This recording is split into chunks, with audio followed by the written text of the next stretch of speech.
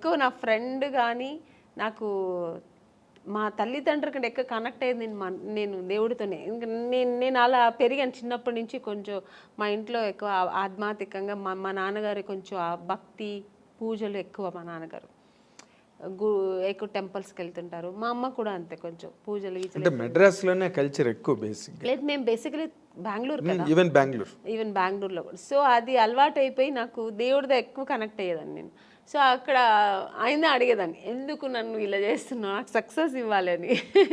Cinema shooting వెళ్తున్నానంటే first దేవుడు ఈ cinema పెద్ద సక్సెస్ అవ్వాలి వేడుకుంటా. ఇప్పుడు కూడా అంతే. ఏ సినిమా నేను చిన్న క్యారెక్టర్ చేసినా దేవుడి దగ్గర అదే వేడుకుంటా. నేను చేసిన ప్రొడ్యూసర్స్ హ్యాపీగా ఉండాలంటే ఆ సినిమా సక్సెస్ అవ్వాలి. సో దాన్ని సక్సెస్ చేయాలని అయితేనే కదా మళ్ళీ. అవును కదా, ఆ ప్రొడ్యూసర్స్ బాగుంటాయి కదా, మనలాంటి వాళ్ళు అందరూ బాగుంటాం. 100%. అదే ఇందాక మీరు చెప్తున్న దాంట్లో అంటే తమిళ్లో మీరు చేస్తున్నప్పుడు ఏమైనా మీ మీద పాలిటిక్స్లు గట్ట ఏమైనా జరిగాయండి? అంటే లేదండి, అలాంటి వాతావరణం ఏమైనా ఉండేది అప్పుడు? నాకు అలాంటి వాతావరణం ఎక్కడా లేవు. వచ్చాయి ఇప్పుడు పెద్ద పెద్ద కంపెనీలు ఎక్కడ నాకు రాలేదు. ఎందుకంటే మీరు గరగడ్డ గోపన్న సినిమాలో ఫస్ట్ బుక్ అయింది, అది వచ్చి అలా జరిగింది. తర్వాత దేవికి గారి అమ్మాయి కనక దానిలోకి వచ్చింది.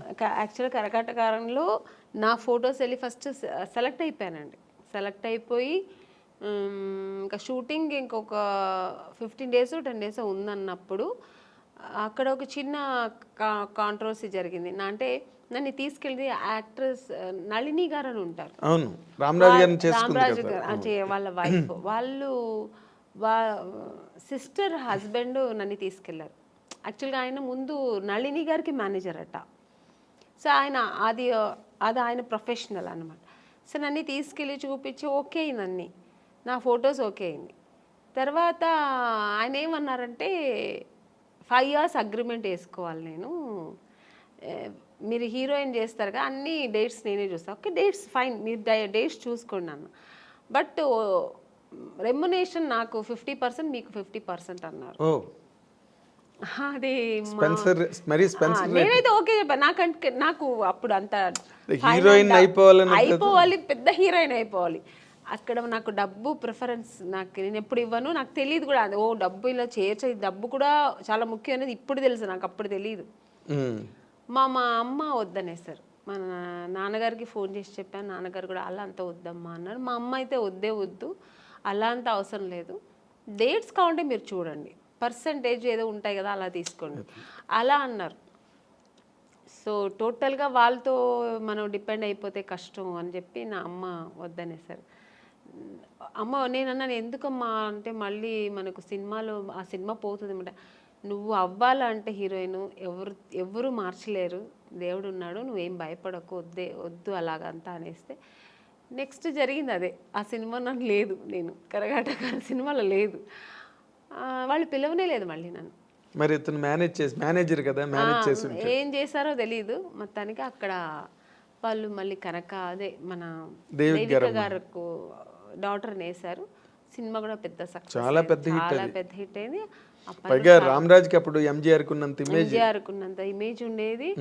ఆవిడ కూడా, అమ్మాయి కూడా పెద్ద హీరోయిన్ అయింది. బట్ ఆ నెక్స్ట్ సినిమా మళ్ళీ నాకు దొరికింది ఆయనతోనే, అదే రామరాజు గారితోనే, సేమ్ గంగేమరన్ గారి డైరెక్షన్ లో ఆయన సెకండ్ సినిమానే నాకు దొరికింది. ఎట్లా అదేలా జరిగింది ఏమో తెలియదండి. మళ్ళీ ఎందుకంటే వీళ్ళు ఓన్లీ ఫొటోస్ చూపించారు. రవి గారు అని పెద్ద స్టిల్ ఫోటోగ్రాఫర్ అండి, రవి అని. ఆయన అసలు ఆ ఫొటోస్ చూసాను, మామూలుగా తీసినప్పుడు ఏం పెద్ద లైట్స్ 2 lights పెట్టి తీస్తాడు ఆయన, చాలా బ్యూటీగా ఉంటుంది, చాలా బాగుంటుంది. అసలు ఏదో ఒక సంథింగ్ స్పెషల్. అని మనకు తెలుగులో సెబాస్టియన్ బ్రదర్స్ ఉండేవాళ్ళు, సేమ్ అలాగా అక్కడ ఆయన తమిళ్లో ఆయన చేసిన స్టిల్స్ అక్కడ ఫస్ట్ ఓకే అయింది. సెకండ్ నేను సెబాస్టియన్ బ్రదర్ ఆఫీస్ వాళ్ళతో ఫొటోస్ తీయాలని వెళ్తే ఆయన సెబాస్టియన్ బ్రదర్ ఊరికే వాళ్ళ ఆఫీస్ ముందు ఊరికే ఒక 2 photos తీశాడు. ఆయన ఇవేం మేకప్ లేదు, మామూలుగా నేను వెళ్ళాను, ఫొటోస్ తీస్తే ఆ ఫోటో నాకు ఇచ్చారనమాట. అది ఎవరు చూసినా అమలా గారులా ఉన్నారు, ఇలా ఉన్నారు, అలా అంటే ఒక ఆర్టిస్ట్లా ఉండేది, మేకప్ లేదు, ఏమీ లేదు, చాలా బాగుండింది, ఇంత బ్యూటీగా ఉండింది. ఆ ఫొటోస్ ఎలాగో మేనేజర్ తీసుకెళ్ళి గంగేమరన్ వాళ్ళకి, మీకు తమిళ్లో ఎక్కువ కొంచెం న్యాచురల్ ఇష్టపడతారు, ఓవర్ మేకప్ కూడా ఎక్కువ ఉండదు. ఆయనకు చాలా నచ్చింది ఆ ఫోటో.